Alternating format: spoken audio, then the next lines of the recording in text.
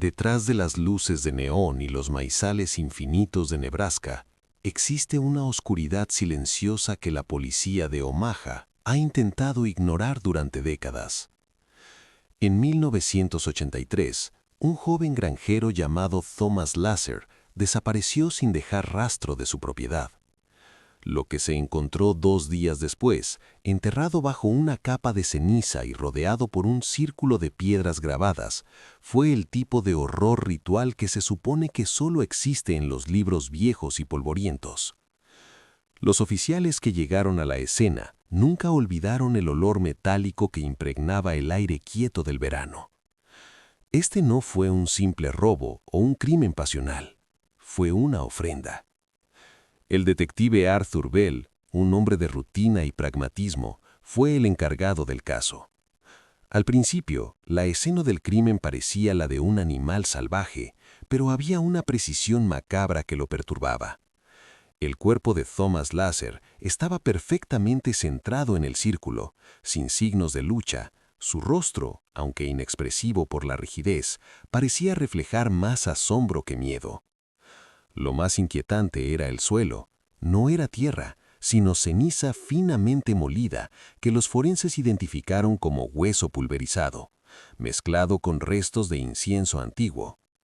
El círculo de piedras, de unos 3 metros de diámetro, tenía tallados símbolos que Bell nunca había visto, pero que le recordaban vagamente a ilustraciones góticas que su abuela solía advertirle que no mirara.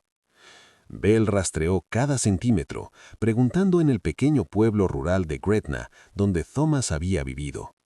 Los vecinos eran gente sencilla, de mirada limpia, pero había un miedo latente, un silencio demasiado espeso cuando se mencionaba a los chicos del bosque o a las luces de la luna nueva. Hablaban de reuniones nocturnas en los campos comunales, de cánticos bajos que resonaban en las noches sin luna y de la desaparición de ganado que no se podía atribuir a coyotes.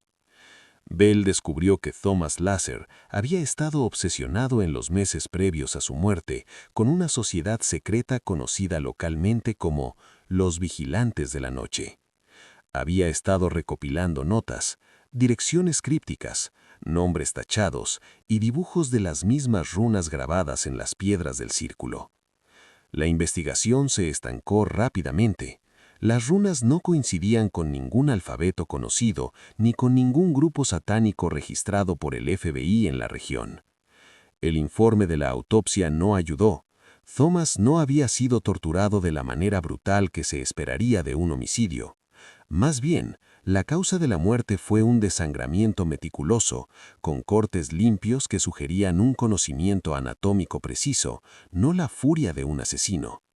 La sangre se había drenado completamente del cuerpo, y la policía, sin pruebas, comenzó a calificarlo como un ritual de brujería aislado en sus archivos internos. Bell, sin embargo, se negó a cerrar el caso. Siguió la pista de las notas de Thomas hasta una antigua iglesia luterana abandonada a las afueras de Omaha. El edificio era una ruina. El púlpito se había derrumbado y las ventanas estaban rotas, pero en el sótano, oculto tras una pared de ladrillo falso, encontró la primera evidencia concreta. Un libro, encuadernado con cuero desgastado, con páginas amarillentas llenas de invocaciones en latín y dibujos detallados de sacrificios, todos con el mismo círculo de piedras y ceniza como punto central. El nombre de Thomas Lasser estaba escrito con lápiz junto a la fecha de su muerte en una lista de los consagrados. Una noche fría de noviembre, 3 meses después de la muerte de Thomas, Bell recibió una llamada anónima. La voz, profunda y distorsionada, simplemente dijo: «Ve al bosque de Papillón. Luna llena, lo verás». Bell, impulsado por una mezcla de desesperación y curiosidad, fue solo. La luna era una esfera de plata helada sobre los pinos. Después de caminar media hora por un sendero apenas visible, el olor a incienso y carne quemada lo golpeó. Luego escuchó los cánticos. Eran guturales, no humanos, una letanía grave y constante que vibraba en sus huesos. Se arrastró hasta una colina y miró hacia abajo.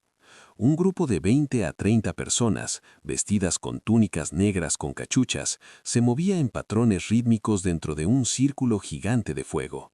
En el centro, no era una persona, sino una efigie, una figura humanoide hecha de ramas y barro, ardiendo silenciosamente. Pero lo que lo hizo retroceder fue el sonido. No era la voz de los cánticos, sino algo más bajo, un crujido seco y constante que venía de la periferia del círculo. Bell levantó sus binoculares y enfocó. Vio a dos de los encapuchados cavando en la tierra con palas, y mientras trabajaban, otros 3 se acercaron al borde de los árboles y comenzaron a esparcir algo sobre la tierra oscura. Cuando Bell pudo enfocar lo que estaban esparciendo, sintió que el aire se le escapaba de los pulmones.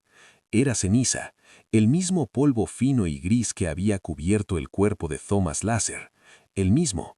Y mientras lo esparcían, emitieron una risa baja y seca, una risa que no denotaba alegría, sino una profunda y horrible satisfacción. Entendió el proceso. Estaban reclamando y purificando la tierra.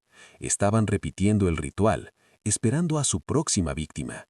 Cuando uno de los encapuchados se giró ligeramente, Bell creyó ver un destello de familiaridad, la forma de su barbilla, el modo en que la cachucha caía sobre su hombro. Era el farmacéutico del pueblo, el hombre que le había dado las condolencias a la viuda de Thomas. Bell intentó sacar su cámara, pero el pánico lo paralizó. El suelo vibró, los cánticos alcanzaron un crescendo y por un momento las llamas en el centro se elevaron con una violencia antinatural, proyectando sombras que se movían tan rápido. Se sintió observado, no por la gente, sino por la propia tierra. Bell huyó del bosque esa noche, sin una foto, sin un nombre confirmado, solo con el recuerdo del ritual y la certeza de la participación del pueblo. Presentó su informe al jefe de policía, describiendo el culto y la posible evidencia. El informe fue archivado bajo delirio del investigador. El jefe no quería desatar el pánico en un pueblo donde todos se conocían y donde la idea de una secta satánica organizada era un chiste para la prensa local. Bell fue transferido a la división de tráfico al mes siguiente. El caso de Thomas Lasser permanece oficialmente abierto, pero inactivo, etiquetado como desaparición y homicidio, causas desconocidas. Sin embargo, Bell nunca olvidó la lista en el libro y los rostros que creyó ver. Años después, leyendo los archivos de noticias, notó un patrón escalofriante. Cada 2 años, en el mismo mes de noviembre, se informaba de una desaparición inexplicada en el área de Gretna. Nunca se encontraban los cuerpos, solo se reportaba una leve capa de ceniza encontrada cerca de los maizales. El círculo de ceniza nunca se detuvo, simplemente se volvió más eficiente y silencioso, consumiendo a sus víctimas bajo las luces indiferentes del cielo de Nebraska. En 1991, la ciudad de Cleveland, Ohio, estaba lidiando con el aumento de la delincuencia, pero nada preparó a la policía para la escena en el número 317 de la calle 14. Cuando la patrulla de servicios sociales irrumpió en el apartamento, esperando encontrar a una pareja mayor que no respondía, descubrieron una pared cubierta de símbolos, una habitación vacía y un único cuerpo, el de una mujer de mediana edad, Dorothy Hines. Lo que hacía que el terror no fueran sus heridas, sino su boca. Había sido cosida, no con hilo común, sino con un tendón seco, anudado de forma ritualista, un silencio forzado que gritaba mucho más que cualquier sonido. El detective Frank Miller, recién ascendido, tomó el caso. La escena era aséptica, extrañamente limpia para ser un crimen violento. No había huellas dactilares, aparte de las de la víctima y las de la patrulla. Dorothy Hines, según los vecinos, era una mujer solitaria pero profundamente religiosa, obsesionada con la idea del fin del mundo y la necesidad de purificar el alma a través del voto. Su esposo, Harold Hines, había desaparecido 3 días antes, y la policía inicialmente lo catalogó como el principal sospechoso. Sin embargo, Miller no estaba convencido. La pared de la sala de estar estaba cubierta con una pintura al fresco recién hecha, de un color rojo oscuro que representaba una constelación de estrellas que no existía. Dentro de la constelación había frases escritas en lo que parecía ser una mezcla de inglés arcaico y sánscrito, que un traductor del FBI identificó tentativamente como himnos de silencio y obediencia al maestro sempiterno. Miller se sumergió en los antecedentes de Dorothy y Harold. Descubrió que la pareja había asistido durante años a un grupo de estudio de la Biblia que lentamente se había transformado en una célula de lo que ellos llamaban la Hermandad del Voto Silencioso. El grupo creía que la comunicación verbal era una profanación del alma, un portal para las influencias demoníacas modernas. Su líder, conocido solo como el Censor, era una figura nebulosa que exigía el aislamiento completo y el cese de toda charla. Miller encontró el diario de Harold escondido bajo una tabla suelta del suelo. Las últimas páginas eran una espiral de locura, con letras cada vez más pequeñas y desesperadas. Harold escribía sobre la creciente presión de la hermandad para hacer el sacrificio máximo de la voz, y sobre el miedo a que Dorothy fuera elegida debido a su fervor inquebrantable. La entrada final era una sola frase temblorosa. Ella lo aceptó. Ahora el maestro hablará a través de su silencio. El cuerpo de Dorothy había sido desangrado, al igual que en el caso de Omaha, aunque la herida aquí era singular. Un pequeño orificio en la base del cuello, imposible de detectar a simple vista, hecho con una precisión quirúrgica que Miller encontró aterradora. La sangre se había extraído de su cuerpo de una manera que sugería la necesidad de preservarla, no de derramarla. La autopsia reveló que la víctima murió de shock y pérdida de sangre, pero el médico forense insistió que el factor más traumático fue la costura de su boca, realizada mientras aún estaba viva, aunque probablemente drogada con un potente sedante. Era un mensaje, una firma. La búsqueda de Harold Hines le llevó a Miller a un almacén abandonado en las afueras de la ciudad, un lugar que la policía había ignorado como una simple estructura industrial en ruinas. El olor era inconfundible, una mezcla dulce y metálica, con un trasfondo de almizcle y químicos. Miller irrumpió con un pequeño equipo. El almacén era oscuro y frío, lleno de maquinaria oxidada. En el centro del vasto espacio, bajo una única y débil bombilla colgante, había un círculo, no de ceniza, sino de sal marina gruesa, que formaba un borde perfecto de 10 metros de diámetro. Dentro del círculo había 10 sillas dispuestas en un semicírculo, y en el centro, atado a una mesa de metal, estaba Harold Hines. Estaba vivo, pero en un estado catatónico. Sus ojos miraban fijamente el techo, y como su esposa, su boca estaba cosida. Mientras Miller se acercaba, sintió un peso psicológico insoportable, como si el silencio mismo estuviera gritando. Harold tenía la piel pálida y fría. Miller notó que el suelo de cemento, justo debajo de la mesa de Harold, estaba extrañamente húmedo. Al arrodillarse, vio que la sal del círculo no solo estaba en el suelo. Había un pequeño canal, apenas perceptible, que conducía desde el centro de la mesa hasta un desagüe central, cuidadosamente sellado con huesa. Y la humedad no era agua, era sangre, mezclada con sal. Habían estado extrayendo la sangre de Harold gota a gota durante días. En ese momento, uno de los oficiales gritó. En la silla de la esquina había un trozo de papel. Miller lo recogió. Era una transcripción mecanografiada de una confesión. La voz de Harold, una letanía de sumisión, aceptando el voto de sangre y silencio, y testificando que su esposa había sido la primera semilla de silencio. Pero la confesión no era lo que asustó a Miller. Lo que aterrorizó a Miller fue la fecha y hora de la confesión. La confesión se había transcrito apenas 20 minutos antes de que entraran. La silla aún estaba caliente. El culto del silencio no estaba allí, pero acababan de irse. Y en las paredes, bajo la bombilla, Miller vio la sangre de Harold formando un tenue patrón de los mismos símbolos que había visto en la sala de Dorothy. Harold Hines fue rescatado, pero nunca recuperó la capacidad de hablar, ni siquiera después de que le retiraran los puntos. permaneció catatónico en una institución mental, un testimonio viviente del horror que había presenciado. La policía nunca encontró la sede del culto ni a el censor. El almacén fue limpio y sellado. El caso de Dorothy Hines y la desaparición-tortura de Harold se archivó con la nota «Culto religioso extremista». Sujeto principal, Harold, no apto para testificar. Miller siguió investigando discretamente. Descubrió que la hermandad del voto silencioso había existido en varias formas en el Medio Oeste desde la década de 1950, siempre enfocándose en parejas o individuos que buscaban un significado espiritual extremo. Sus víctimas eran siempre purificadas a través del silencio y la extracción lenta de sangre.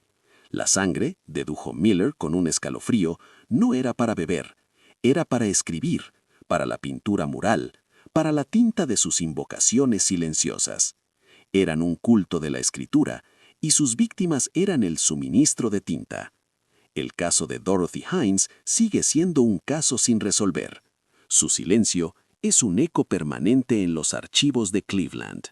En las llanuras barridas por el viento de Dakota del Sur, el ciclo de la vida se rige por la cosecha. Pero en 1977, en el pequeño pueblo de Belle Fourche, la cosecha trajo algo más que grano, trajo miedo. El cuerpo de un joven empleado de gasolinera, Caleb Roth, fue encontrado a finales de septiembre, justo en el centro de un silo de grano recién vaciado. Su muerte fue espantosa, pero su ubicación era lo que helaba la sangre de los investigadores. Estaba sentado, con las manos atadas, pero con los ojos abiertos y mirando hacia el cielo, cubierto por una capa de semillas de girasol, como si hubiera sido plantado para crecer. El sheriff local, Roy Henderson, era un hombre que conocía cada rostro y cada historia en un radio de 100 millas. Este crimen no encajaba. La autopsia fue confusa. Caleb había muerto por asfixia, pero sin signos de defensa o lucha. La sorpresa llegó cuando el forense encontró restos de una sustancia desconocida en su estómago, tierra negra y fermentada, con trozos de raíces de maíz. Era como si lo hubieran obligado a comer la tierra antes de morir. La teoría inicial de la policía fue que se trataba de una venganza por drogas, pero los antecedentes de Caleb eran impecables.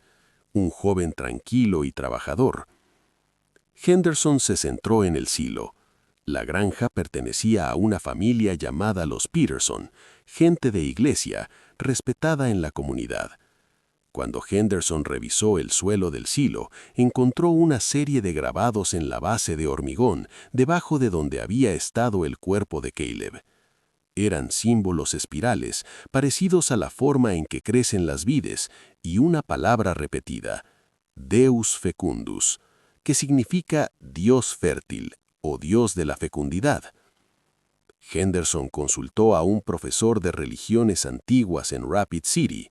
El profesor explicó que Deus fecundus no era una deidad cristiana, era un nombre arcaico para las deidades de la cosecha paganas que a menudo exigían ofrendas de vida para asegurar la abundancia de la tierra. Henderson sintió un escalofrío. Esta era la ofrenda de la cosecha. La investigación condujo a una sociedad secreta dentro de la comunidad agrícola, conocida solo por susurros como los hijos del campo. Estaban formados por granjeros exitosos, hombres de buen crédito y familias grandes. Habían estado practicando rituales arcaicos de fertilidad en los campos, en la creencia de que las sequías y las malas cosechas eran un castigo por su falta de sacrificio. Caleb Roth había estado saliendo con la hija de uno de los miembros más influyentes, un hombre llamado Frank Sullivan. Según los chismes, Sullivan desaprobaba a Caleb por no ser un hombre de la tierra, y había habido una confrontación violenta la noche antes de la desaparición. Henderson interrogó a Sullivan, pero el hombre era impenetrable. Citando versículos de la Biblia sobre el diezmo y la cosecha, nunca admitiendo nada sobre rituales paganos.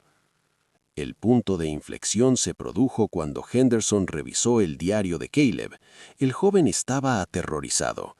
Había visto cosas en el campo por la noche, hombres encapuchados, moviéndose silenciosamente entre las hileras de maíz, llevando artochas. Había grabado una de esas noches con una pequeña grabadora. Henderson encendió la cinta en su oficina. Un silbido estático, luego el sonido del viento, y luego cánticos, voces graves que sonaban como rocas moliéndose, y en el punto cúlmine, un grito agudo, seguido de un sonido de algo pesado que se hundía en el barro. Pero la parte más perturbadora de la grabación fue la voz que gritó la última palabra. No era un grito de dolor, sino de éxtasis. Fecundus, fecundus. Esa noche, bajo una tormenta eléctrica que partía el cielo, Henderson recibió una pista anónima que lo dirigió a un claro escondido en un bosque al sur de la ciudad. Él y su adjunto llegaron justo cuando la lluvia se detenía, dejando un olor a tierra mojada y electricidad en el aire. En el centro del claro, bajo un enorme roble, había un altar improvisado. Estaba adornado con espigas de maíz secas, calabazas podridas y objetos de uso diario, como llaves de coche y carteras. Eran las pertenencias de personas desaparecidas de la zona a lo largo de los años, casos que Henderson había olvidado. Y en el altar no había un cuerpo, sino algo que era casi peor. Un gran bolo de marro lleno hasta el borde de sangre animal recién extraída, y flotando en ella estaba la licencia de conducir de Caleb. Alrededor del altar, la tierra no era marro normal. Estaba saturada, saturada de la sangre y el tejido de lo que Henderson creía que eran restos animales, pero cuando Henderson encendió su linterna más potente y la dirigió al suelo, vio pequeñas piezas de tejido que no eran de animal. Eran humanas, eran huesos pequeños, fragmentos de falanges mezclados con las raíces. En ese momento, las luces de un tractor se encendieron en el camino de tierra, cegándolos. El tractor se acercó lentamente, conducido por Frank Sullivan. Sullivan se bajó, vestido con monos limpios, con una pala en la mano. Se dirigió al altar, y antes de que Henderson actuara, Sullivan hundió la pala en el cubo de sangre y la arrojó sobre la tierra, en un gesto de siembra. Luego levantó la vista hacia el roble y susurró con una voz llena de una terrible paz: «La tierra está hambrienta, volveremos a cosechar». Y se fue, sin darse cuenta de que Henderson lo había visto. Henderson presionó a la fiscalía con la evidencia del altar, la grabación y la confesión accidental de Sullivan, pero sin un cuerpo fresco, sin una prueba forense que vinculara la sangre del cubo con Caleb, que ya había sido incinerado, el caso no tenía base. Sullivan tenía una coartada perfecta proporcionada por otros miembros de la sociedad. El fiscal se negó a acusar a hombres tan respetables. Henderson fue objeto de burla. El caso de Caleb Roth se cerró como un posible accidente de granja con complicaciones, una explicación que todos los demás en el pueblo aceptaron tácitamente. Henderson renunció poco después, incapaz de mirar los vastos campos de maíz sin ver los ojos abiertos y suplicantes de Caleb. La sociedad de los hijos del campo sigue reuniéndose. Cada temporada de cosecha se informa de un aumento de accidentes inexplicables en las carreteras o de la desaparición de un vagabundo o un viajero. Los Peterson y los Sullivan siempre tienen las cosechas más abundantes de la región, y en el silo vaciado de Peterson siempre hay una leve capa de semillas de girasol que nadie puede explicar.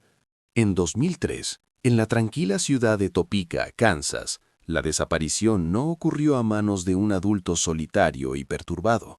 Ocurrió a manos de la inocencia o de la perversión de esta. 4 niños, todos entre 8 y 11 años, desaparecieron de un parque en un radio de 2 semanas.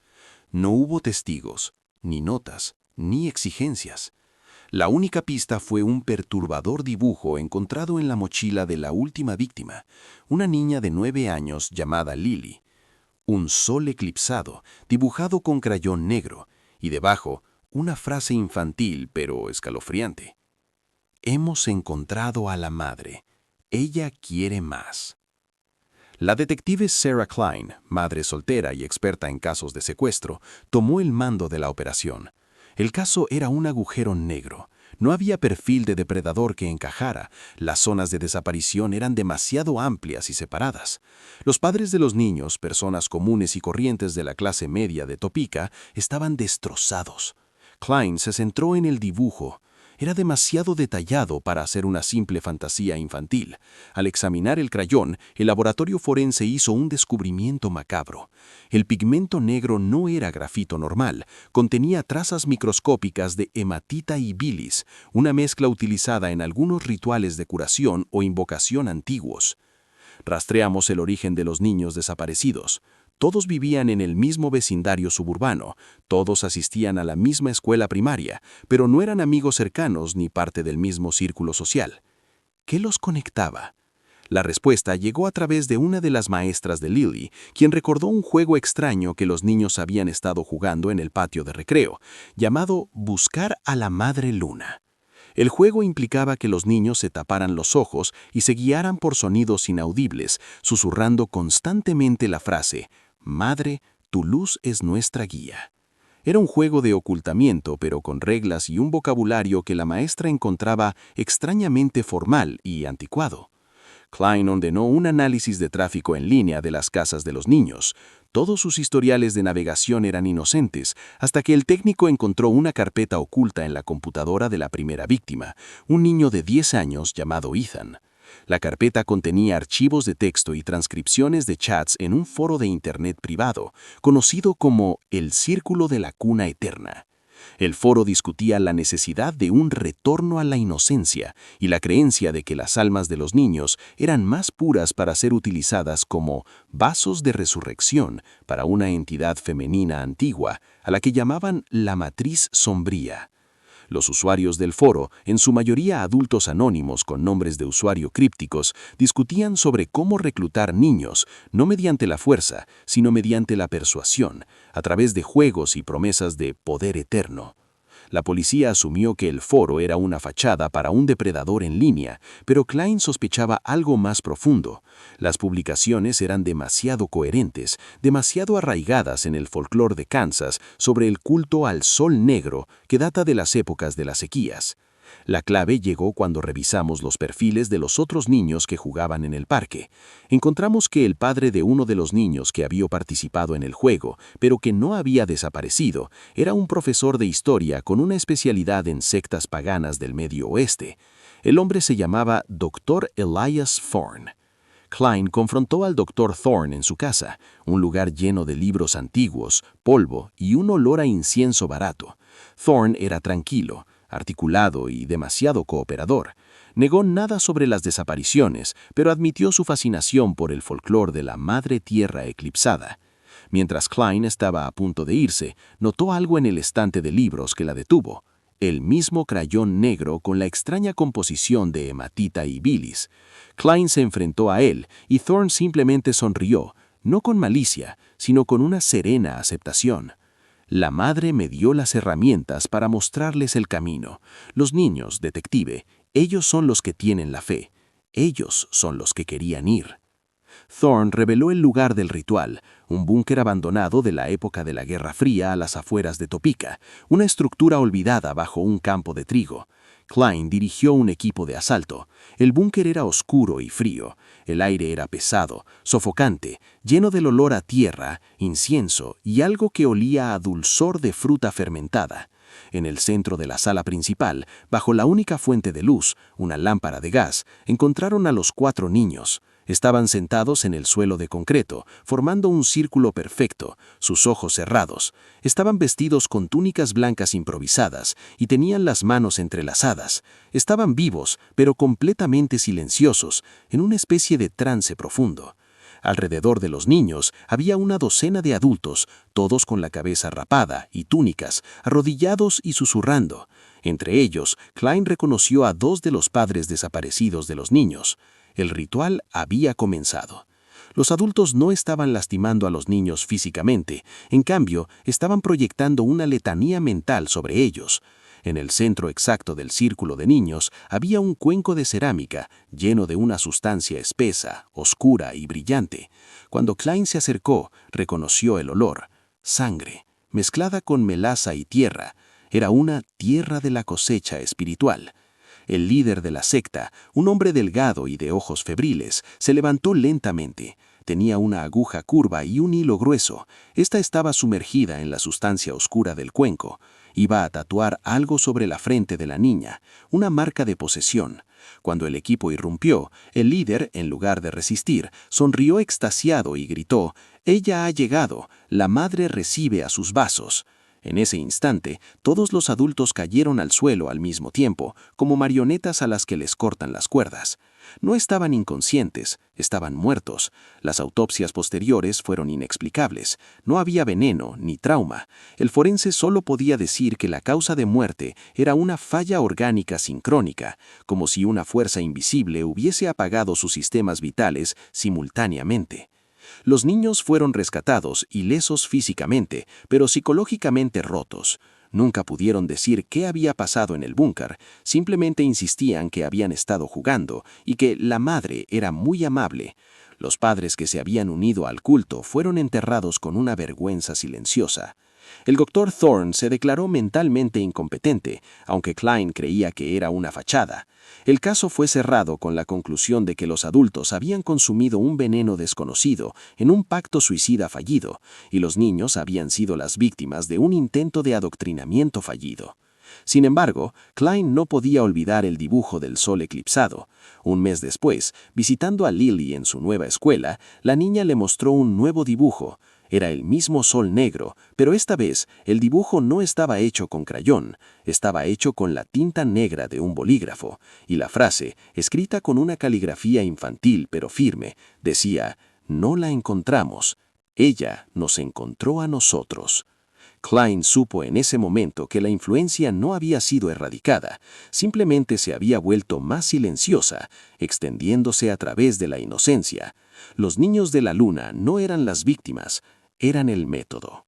En 1988, en el profundo Mississippi, la humedad y el calor se llevaban el buen juicio de las personas, pero el terror de Vicksburg era frío.